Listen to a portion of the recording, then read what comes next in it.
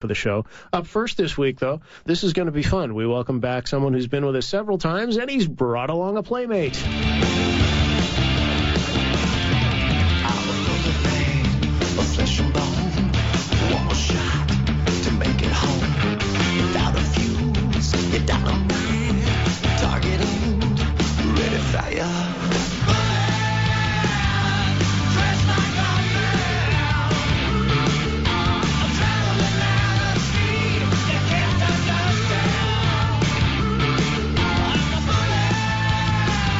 Pretty cool. There's a little sample from our first guest this week, and the brand new act, Fortune, the aptly named band. It's fronted by J.D. Fortune. We remember him from In Excess and Other Adventures.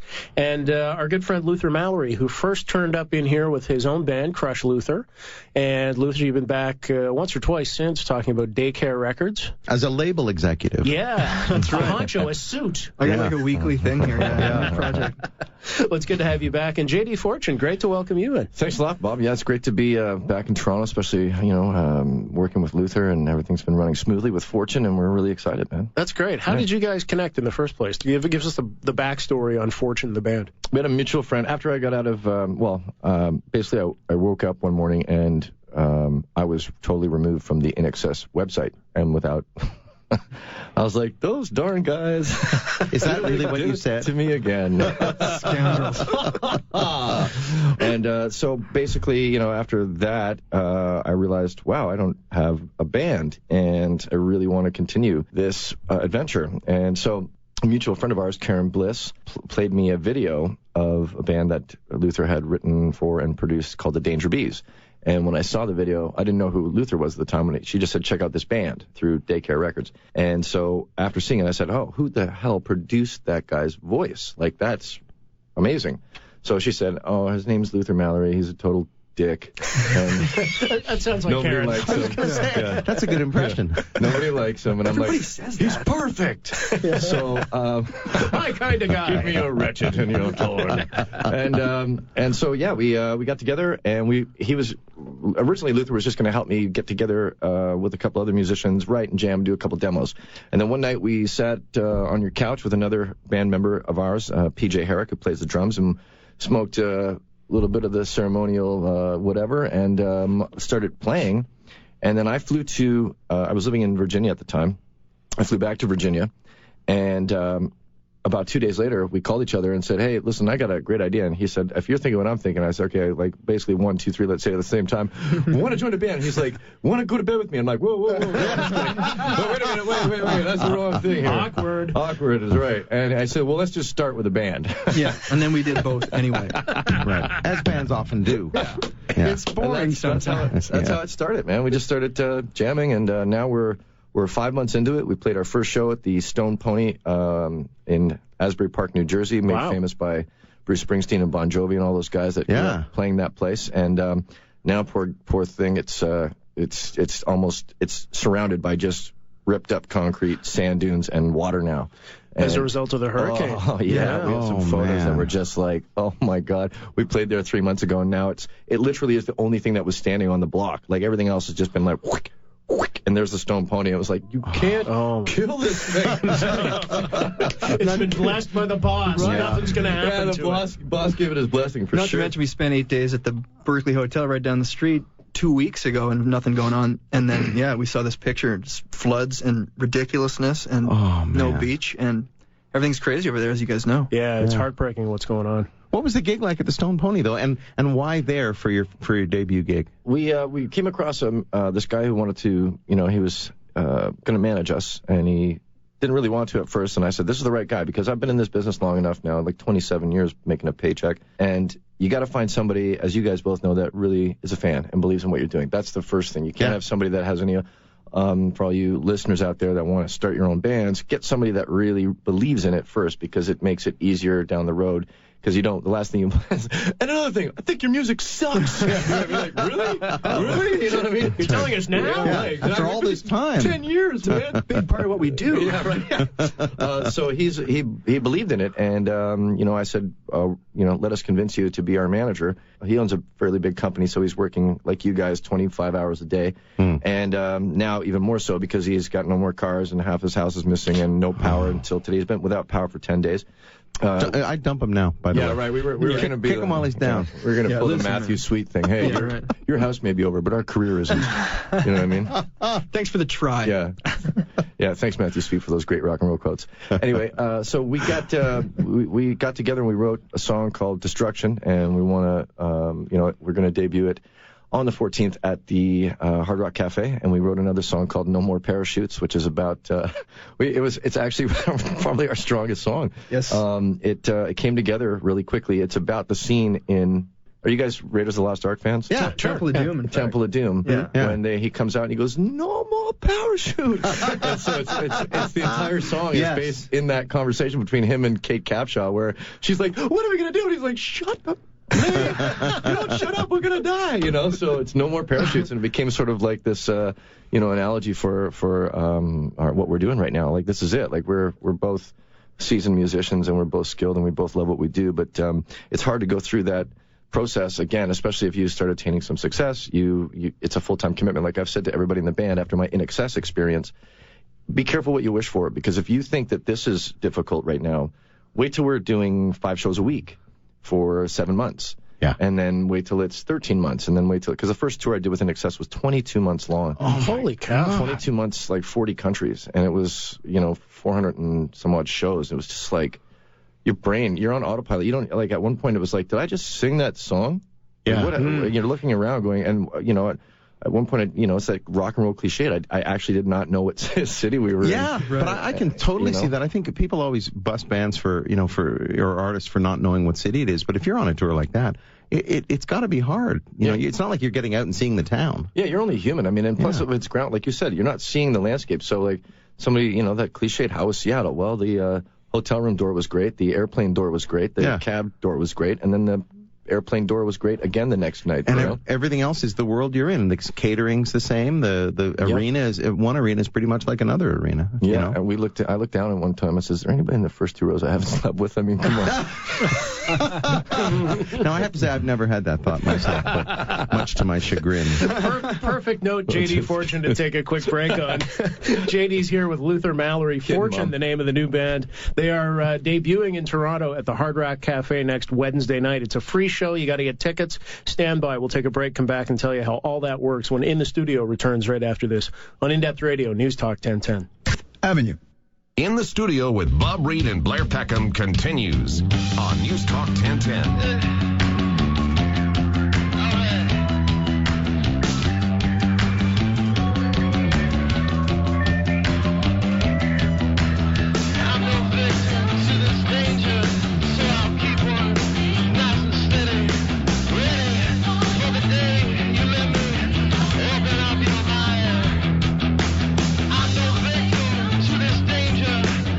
From Fortune, J.D. Fortune fronting, Luther Mallory among the guys in the band, and you can see them live at the Hard Rock Cafe this coming Wednesday night. That's November 14th. It is a free show, but you got to get tickets in order to get in, right, J.D. Fortune? That is correct, Bob. That is correct. How does that work? How does one get a ticket? Go to jdfortune.com and we'll have all the information there. Okay, and we'll throw a link up on our podcast for that. If there's any left, it's that's going to be a hot night. You touched on the NXS thing, and I don't want to dwell on that, but for people, I mean, that's a touchstone point, right, where people know you from. And I remember following that story. It was sort of, it was on, it was off, it was they dumped you. It was a mutual thing. Give us the Reader's Digest version. You did two major tours. Two major tours and 4 tours altogether over the course of about 6 years. And they're a funny lot, those guys. At one point I just thought, logic does not apply. I don't understand why this is happening. We were on the road, and I had my family with me, my sister, my niece, my mother, And everybody was, all the other band members were, oh, this is so great that we're all back together and we're going to do some amazing things. We actually went throughout Canada, and I sat there next to Kirk Pengilly, who is one of the other band members, and, listened as he said, we're going to be back in the studio with JD. We're writing a new album after this one. The one we did was called Original Sin, which was a remake of, like, their fourth remake album of the year. And way to go. And I thought that's what was going on. We finished this tour. We had a train opening up for us in Australia. We did 20 shows with them, and then got back to, at the time I was living in Los Angeles, and my girlfriend said, my ex-girlfriend, I kind of lost a lot of things, and like this kind of a domino effect. She said, come take a look at this. And I went on the website, and I was gone. Like there was no trace of me after 6 years of friendship and 6 years of commitment and 6 years of, writing and working together. And they had a note that said, hey, we met this guy at a bar in Ireland. We started playing music with him, and he's now the new singer for the band. And that was like, bam, a bolt of lightning. I just speechless. That's just crappy. I was speechless. Like literally spent a day going, wait a minute. Yeah. This has got to be some kind of punching in the keys. And then again, it was the same thing as before. I was never, ever fired from that band. That was a sort of I think there were some people that weren't fans of me being in the band in the first place that sort of did that through the media. And nobody really checked their facts. And all of a sudden it went separate ways to fired. And then it said, like, fired a second time. And I'm going, I've never fired, man. I've never fired once. Right. I mean, you can't. Fortune! Right. Fortune! But you know what? I'm really grateful because in my mind and in my heart and my soul, meeting this man and forming this band is actually the real prize. It was sort of like, oh, this is why I've had all these opportunities in my life. And this is why, even though if you feel like you're spiraling out of control and everything's if you're going through hell, keep going, right? Yeah, that's what they say. Yeah. So, on the other side of that, I got to meet Luther Mallory, Matthew Leach, Andrew Latona, PJ Herrick, Tasha Potter, and Melissa McIntyre. And we just kill it as a band. Like we are effing awesome. Man. Yeah. It's been a lot of fun. Healthy. Real healthy. Like our keyboard player is 31 years younger than my last keyboard player. So there's no ego. Everything is an adventure. Everything is eagerness, not egocentric, So I want to dwell on that just for a second. Your keyboard player is 31 years younger than the last keyboard player. That would be the guy from INXS. I just want to dwell on that for a moment because they, if they're listening, then they should think about that. Anyway. Right. Some reflection time. Yeah. That's the math they should do. Yeah. Well, you can see Fortune live at the Hard Rock Cafe this Wednesday night, November 14th. Again, maybe no tickets left, but see you can do jdfortune.com if there's anything there. That's where you can find it. Right? Yes, brother. jdfortune.com. Fortune. All right. Stick around, boys. We'll do another little commercial break here and be back. You're listening to In the Studio on In Depth Radio, News Talk 1010. In Depth Radio.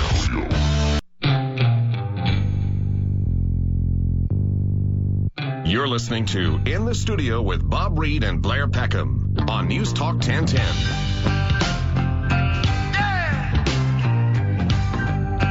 Good evening, good evening, good evening.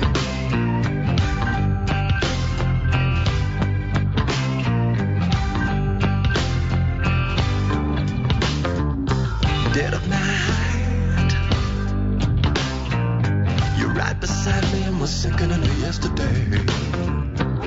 With nothing but tail lights, the city drowns the sounds of the words we say. 'Cause you and I,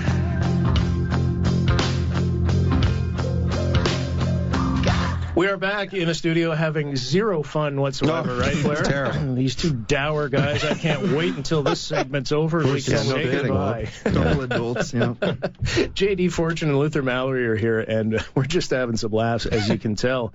I wanted to ask about Fortune and the album. We've been hearing some snippets from it. It's not quite finished. I guess it's not even an album, right? Not even an album yet. Yeah? It's going to be out, we're hoping January 22nd, which, well, funny enough, has some INXS mojo behind it too. I think that was Michael Hutchins' birthday, and I truly believe that I became a member of that band for as temporarily, even though it was, because I had so much respect and affinity for that sort of music when I was growing up. And like I said, those songs were passports for me to like go around the world. And now we're creating our own passports now with this Fortune Live Off the Floor, we're calling it. We went into Cherry Beach. We basically rehearsed and then pressed start, recorded us, and then pressed stop. And it was like, wow. And we went, okay, we got something here. That's great. We don't really need to touch it too much here. Not to mention JD at least met Andrew Latona, our keyboard player. Day of. And 5 days later we had the record. So we'd been a band for 5 days when we cut that record. Absolutely. Wow. And we were a band with probably 40 hours of hanging out together before we played our first gig. Right. At the Stone Pony. So yeah, Live Off the Floor, which will include some cuts from the Stone Pony, some choice moments. We did Love Me Two Times by the Doors, and you got to hear the girls sing on that. It's so good. It's so good. And a couple other, classics like that. And we have Today's a New Day, Bullet, Wicked World, Tension's a great track, and just writing with Luther is I find more magical and more spiritual than when I was writing with Andrew, because it comes with, as you can imagine, if you're learning from somebody who says, no, we are going to paint the walls this way, this is the way we always have painted it, and it's not ever going to change. You're like, oh, God. I said that exact thing to you. Yeah. In that accent, too. In that voice. Yeah. I know, but, you're a lot hotter. You're a lot hotter. Thank you. Thank you for recognizing that in me. Were the girls in Crush Luther? No Girls in Crush Luther. That's what I thought. Yeah, that was a 4 or 5 piece. That's what I thought, yeah. I want to find out about ZombieCon. Oh. You guys were supposed to go and do... Apparently, I've touched a nerve. Yeah. And zombies aren't supposed to have nerves. Your homework, man. ZombieCon, we thought we were Fort Myers, Florida. Fort Myers, Florida, yep. Right? And you guys were supposed to play as an acoustic duo. What happened? We showed up 2 hours before we were supposed to have sound check. There was no sound guy. There was only the band that was on before us was doing their own sound. And when we asked, hey, can you tell us where the sound guy is? They're like, what? And I was like, where's the sound? Yeah, it was a straight up show from when you were 17 years old. Yeah, exactly. You played those ones. Yeah, I played one last week. I wouldn't have let a grade 8 band play on that stage. You're on a tractor trailer, and there's no monitors, and the sound guy's somebody's brother, and you're just like, all right, man. And he's running back and forth, and he says, I have an amp. Where can I plug it? And the guy goes, give an amp? It's like, okay, we have derailed here, folks. There's no way. You have no. I like that. I'm just going to hang myself. But what's ZombieCon supposed? Does it involve zombies? Yeah, everybody dresses up, and it's a real full-on thing. It went from 10,000 people 4 years ago to 50,000. The funny thing is like Luther said, it was basically like a flatbed, and no problem. There'd be no problem playing that at all. I've done many gigs like that. But, you've got two guys that have had no sound check, no recourse of how to find a sound guy. We waited and waited and waited and waited and waited, and nobody showed up. And we said, okay, well, let's call it. And that was it. That's it. So frustrating. Yeah, didn't get a chance to do it. So it was sort of like every date I had when I was 15. I'm going home again. Yeah, right. My dad will be here to pick us up. You've had that now. You've had that experience. There's nowhere to go but up, right? Absolutely. There we go. November 14th. Fortune, the name of the band, November 14th at the Hard Rock Cafe. JDFortune.com if there's any tickets left, but otherwise keep an eye out because these guys are going to make some noise for sure. Really terrific to meet you, JD. Yeah, man. A pleasure. Likewise, my friend. Thank you for having us. You're always here. welcome. Thank you, boys. And best of luck with it. Looking forward to it. Thanks guys. Very much. Thank you so much. We'll take a break. We'll be back with more in the studio. Emmanuel Jal joins us. What a story this guy's got. Right after this on In Depth Radio, News Talk 1010. Got nothing better.